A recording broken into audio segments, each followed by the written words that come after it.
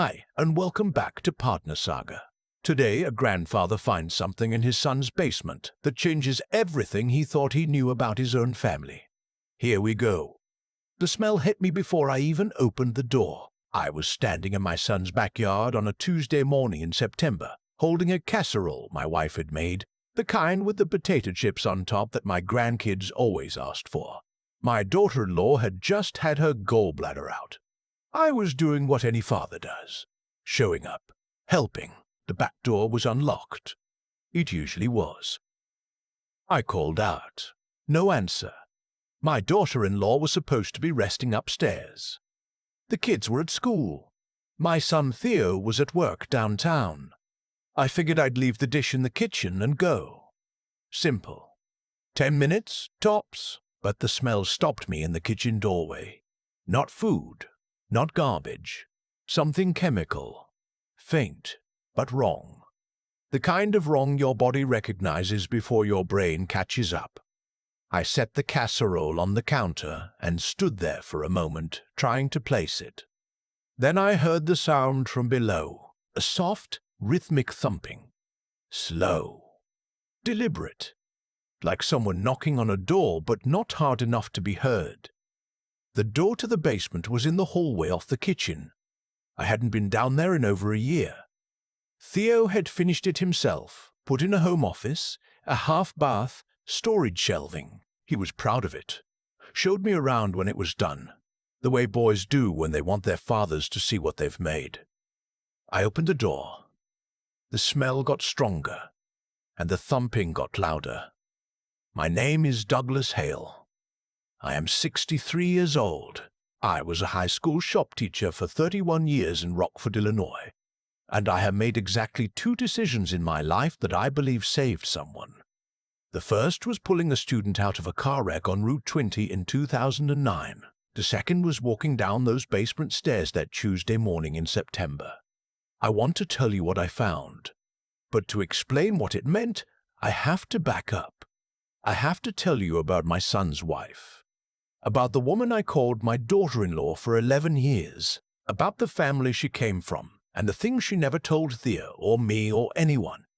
Her name was Vanessa. She was 34 when I walked down those stairs. She and Theo had met in 2013 at a mutual friend's wedding in Peoria. He was 26.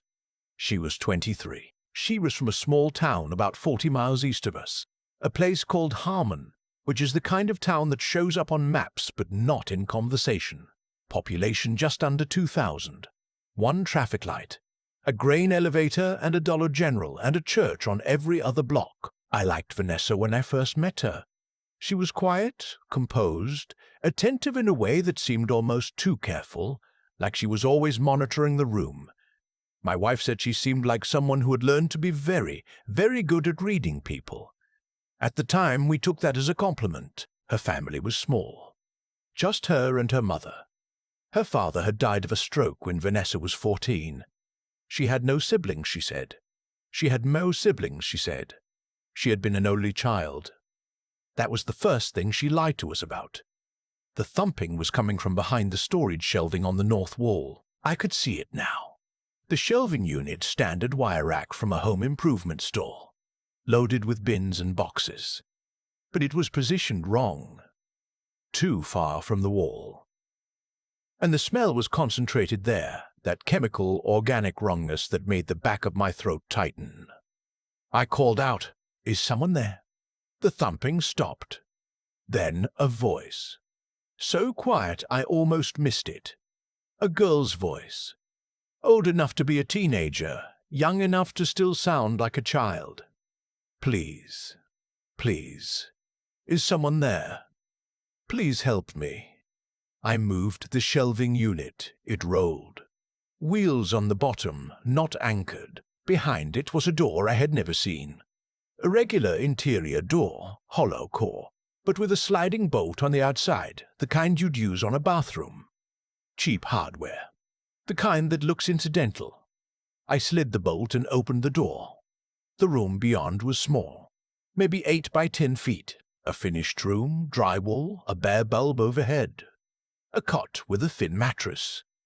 A plastic bucket in the corner. a space heater unplugged. And sitting on the cot, knees pulled to her chest, was a girl I had never seen before in my life. She was maybe 15, 16. Thin. Too thin. Her hair was unwashed, pulled back with a rubber band. She was wearing a grey sweatshirt 2 sizes too large and jeans that had been hemmed with what looked like electrical tape. She looked at me the way animals look at people when they can't tell if you're another threat or the first safe thing they've ever seen. "Who are you?" she said. "I'm Theo's father," I said. "Douglas." "What's your name? How long have you been in here?" She looked at the door behind me, at the shelving unit I'd rolled aside, at the stairs beyond. Her voice dropped. "Is she here? Is Vanessa here?" "No. She's upstairs resting. She just had surgery." The girl closed her eyes for a moment. She let out a breath that seemed to come from somewhere very deep. "My nephew stood living room. A nephew stood living room and informed me the bank was foreclosing on my house next in Clare. Earlier 2 years old, a bank step wrapped in the blanket I'd grabbed off the couch." I didn't know what to say exactly. I told them I had found a young girl confined in a basement room in my son's house. I told them she appeared malnourished and dehydrated. I told them the address. The dispatcher told me not to let anyone leave the premises. I looked up at the second-floor window where I knew Vanessa was resting. I thought about walking back inside and confronting her then and there. I thought about a lot of things in those 4 minutes waiting for the cruiser. I thought about 11 years of holidays, Thanksgivings at our table, Christmases where she'd helped my wife with the pies, the way she'd looked at Theo on their wedding day, composed and careful even then, that same watchfulness that I'd mistaken for depth. I thought about the girl on my back step, eating the crackers I'd found in my jacket pocket, eating them methodically, one at a time, like she'd learned not to trust that food would keep coming. "How long?" I asked her. "Since March," she said. 7 months. Lily was 16 years old. She had been living in that room in my son's basement for 7 months, and I had been inside that house 6 times since March and had not known she was there. The sheriff's deputies arrived in 9 minutes. My son arrived 22 minutes after that. He had gotten my call on the road and driven from downtown doing, I suspect, speeds that would have cost him his license. He pulled up to the curb and got out of the car and looked at the cruiser and the ambulance and me standing in the yard, and his face went through 6 different things in about 2 seconds. "What happened?" he said. "Dad, what happened?" "There's a girl in your basement," I told him. "Vanessa had her locked in a room behind the storage shelves. Her name is Lily. She says she's Vanessa's sister." My son looked at me for a long moment. Then he sat down on the front porch step and put his face in his hands. He hadn't known. I believed that. The investigators who came later believed it too. Theo worked 10-hour days at an engineering firm. He traveled for work twice a month. He had a wife who had furnished the basement herself, who managed a household, who had specifically told him the basement storage area was in progress and she'd let him know when it was organized. 7 months of still working on it. 7 months of a locked room he never thought to open. But I had been inside that house 6 times since March, and so had my wife, and so had our neighbors who sometimes dropped things off. None of us had known. The paramedics confirmed Lily was severely malnourished. Her weight was 81 pounds. Normal for her height would have been around 120. She was dehydrated, had a vitamin D deficiency, severe enough to cause bone tenderness, and had developed a respiratory infection from the damp and cold of that room in the winter months. She was taken to OSF St. Anthony Medical Center in Rockford.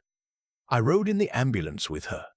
Theo's daughter, our granddaughter, was 8 years old in school unaware. I called my wife from the ambulance. I couldn't explain it on the phone.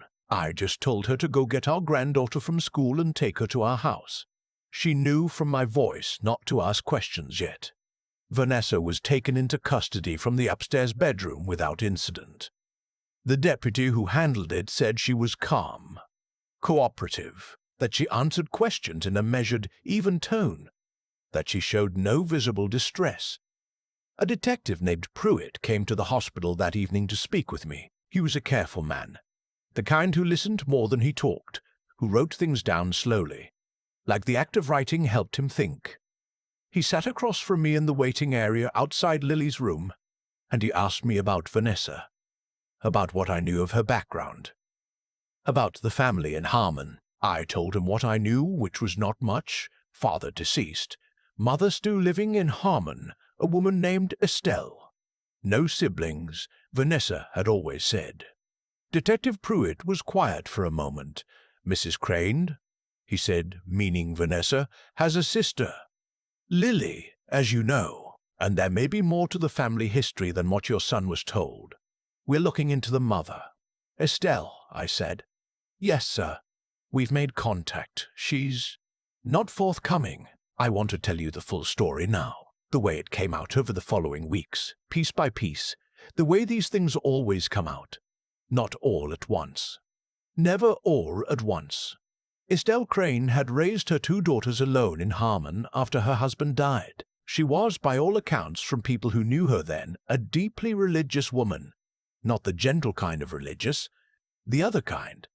The kind where God is primarily a mechanism for punishment. Vanessa was the older daughter, 12 years older than Lily, which meant she was out of the house and married to Theo before Lily was old enough to have any memory of a sister. Estelle had never told Theo's family that Lily existed. When Vanessa said she was an only child, she believed it, in the way people believe things they had been taught to believe since before they were old enough to question them. She had been told Lily was sent away, that Lily was being cared for by relatives in another state.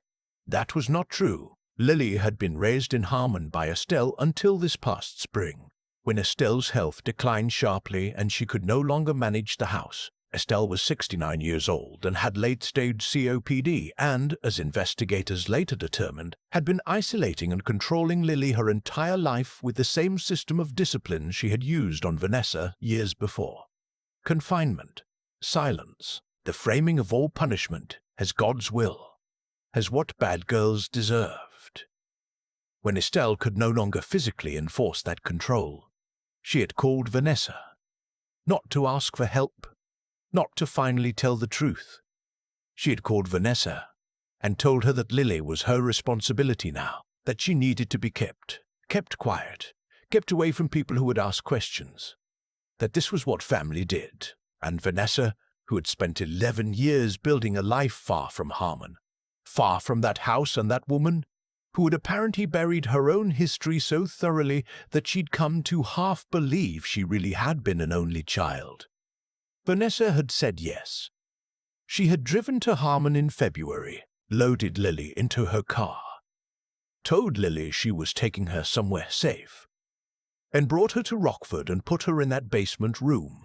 Lily told investigators she had believed at first that it was temporary, that Vanessa was figuring something out, that things would improve. She had never been to a school, had never seen a doctor outside of a county clinic visit at age 9, had never had a phone or unsupervised access to the internet.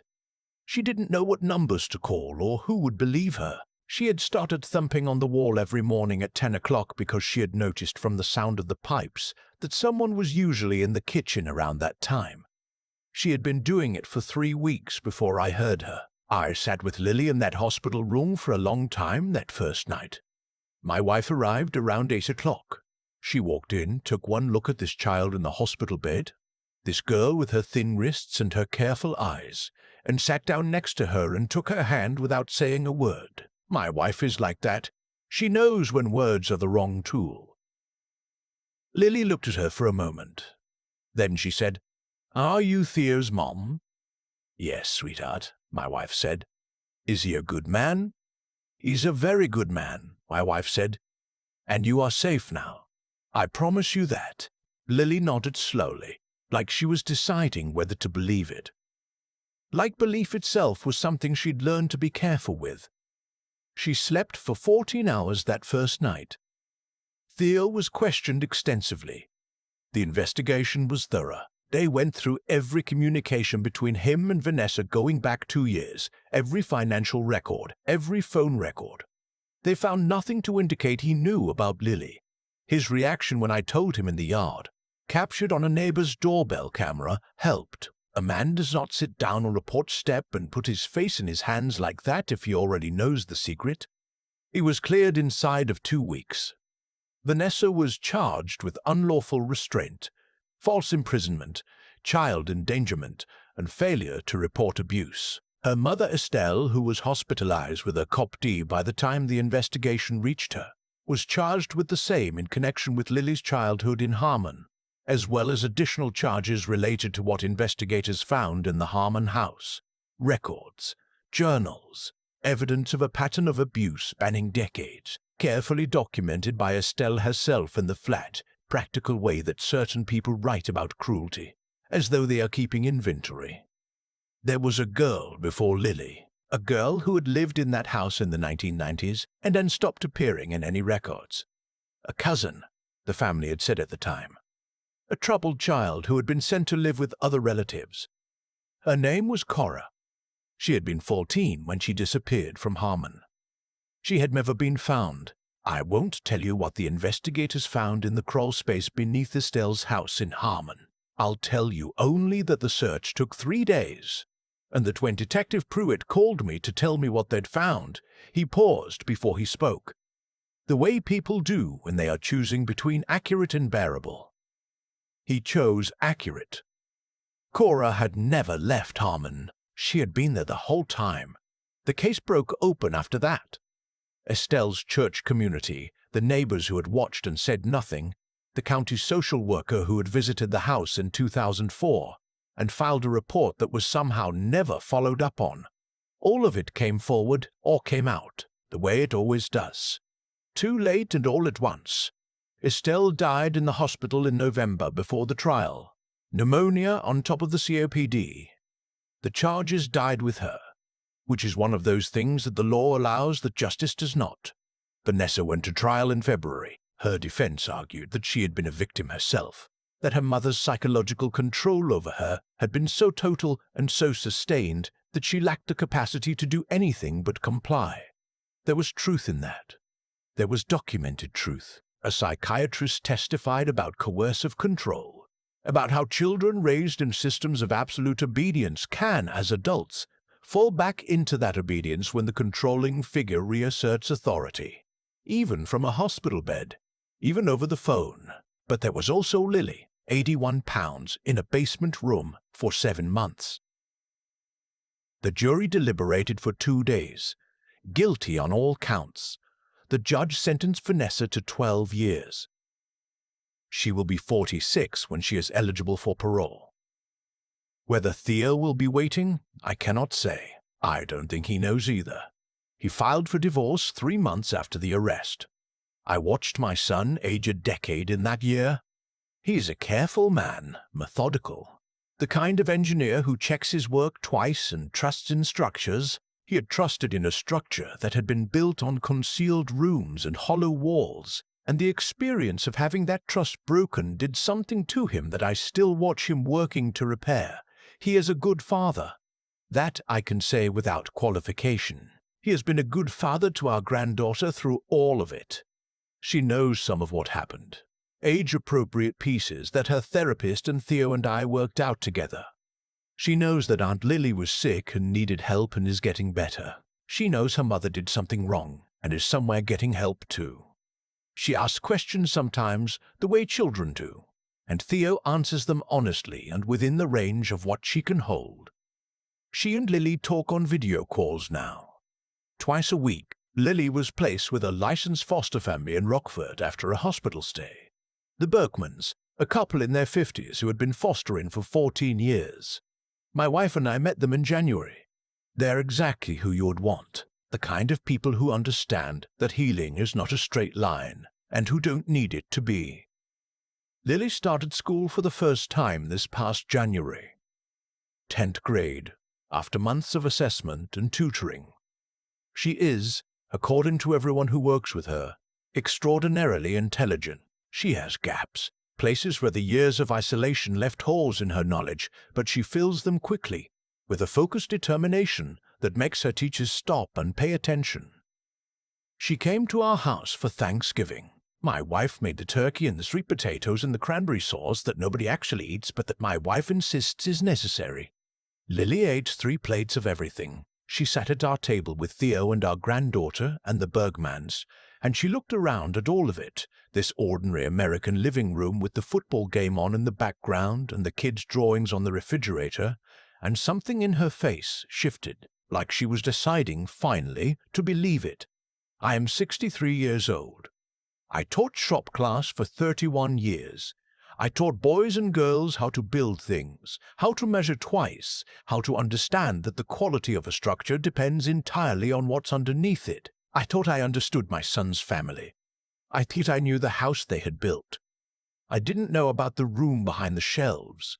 But here is what I want you to understand, because I've thought about this every single day since September. The signs were there. Not obvious, not glaring, but there.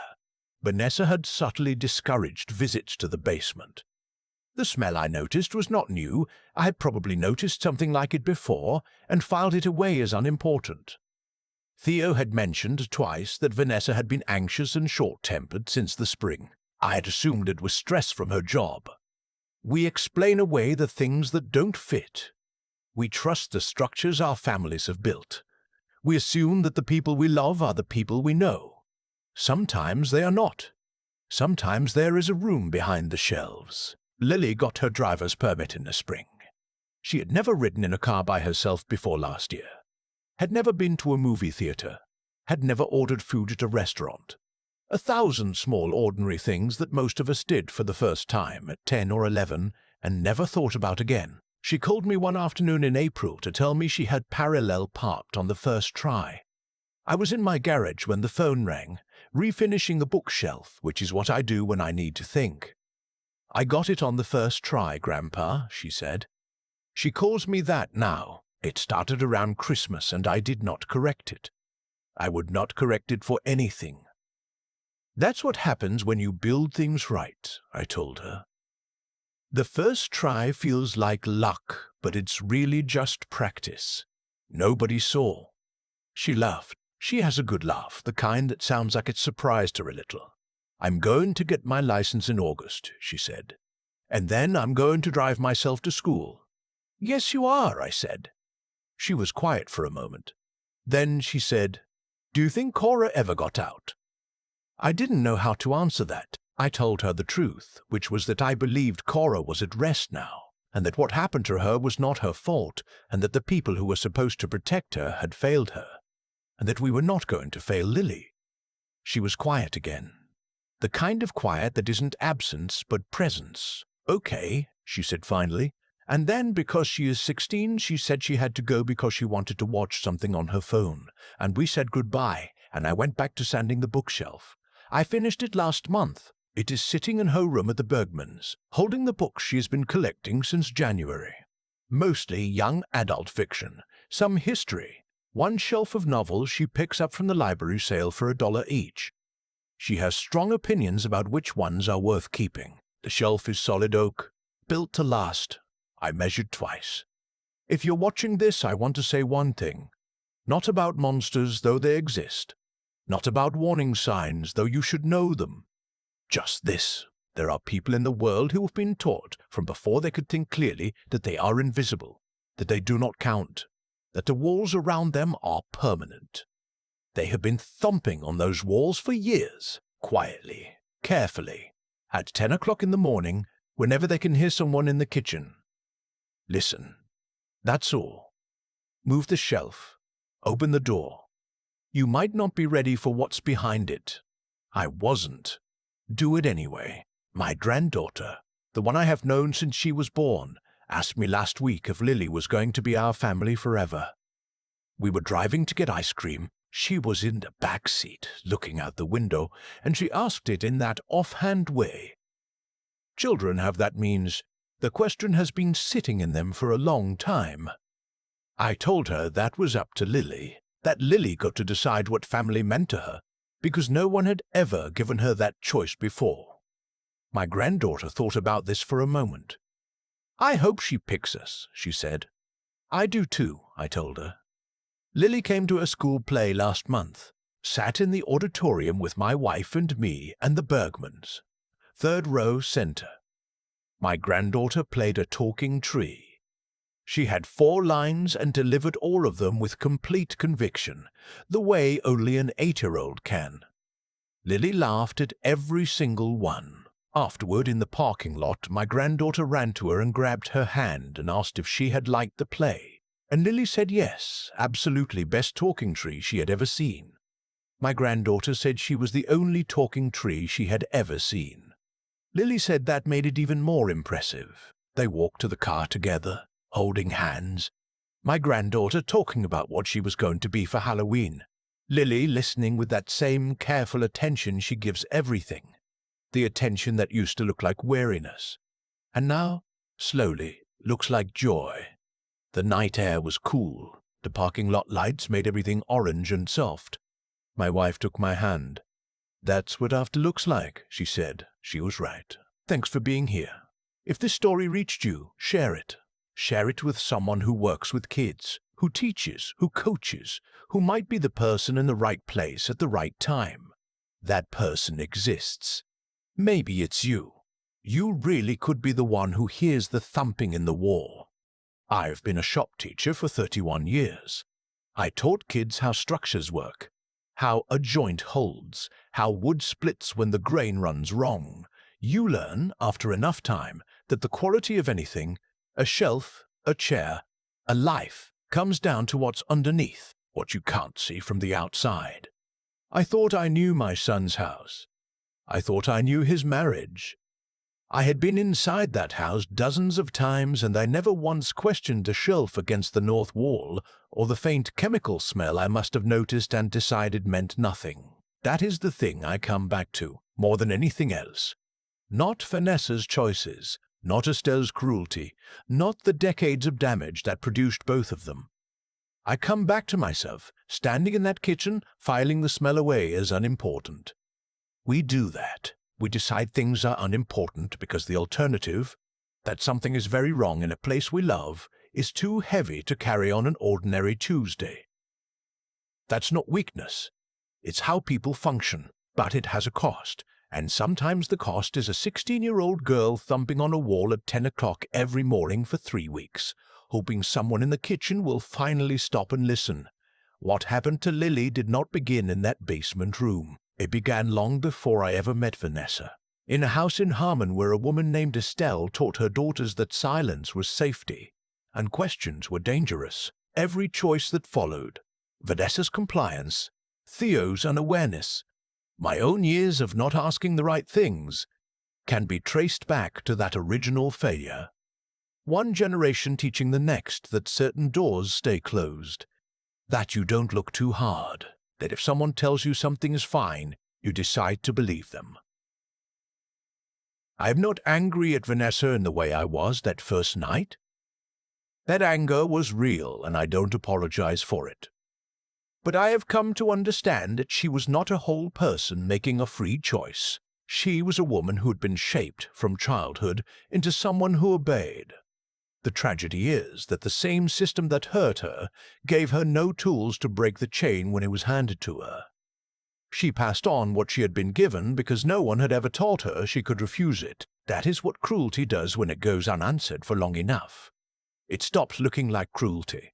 It starts looking like family. Lily broke that chain herself, not by escape, not by fighting her way out, but by thumping on a wall, quietly, carefully, every morning at 10 o'clock, for 21 days, until someone heard. That is what intelligence looks like when everything else has been taken away. That is what resilience looks like when the world has given you almost nothing to work with. She used what she had, a sound, a pattern, a belief, thin as paper, that someone might eventually be in the right place at the right time and choose to pay attention. I happen to be that person. I don't say that with pride. I say it with something closer to obligation. Because I know I could just as easily have set the casserole down and left. Could have told myself the smell was nothing. Could have checked my watch and decided I didn't have time. If you're watching this, I want you to understand something. Not about monsters. Not about warning signs, though those matter. Just this, the moment where everything changes is almost never dramatic. It is a Tuesday morning. It is a casserole. It is a sound you almost don't hear. The question is not whether you are brave enough to act when the moment arrives. The question is whether you are paying enough attention to recognize the moment at all. Lily is driving herself to school in August. She parallel parked on the first try. I measured twice. She's built to last,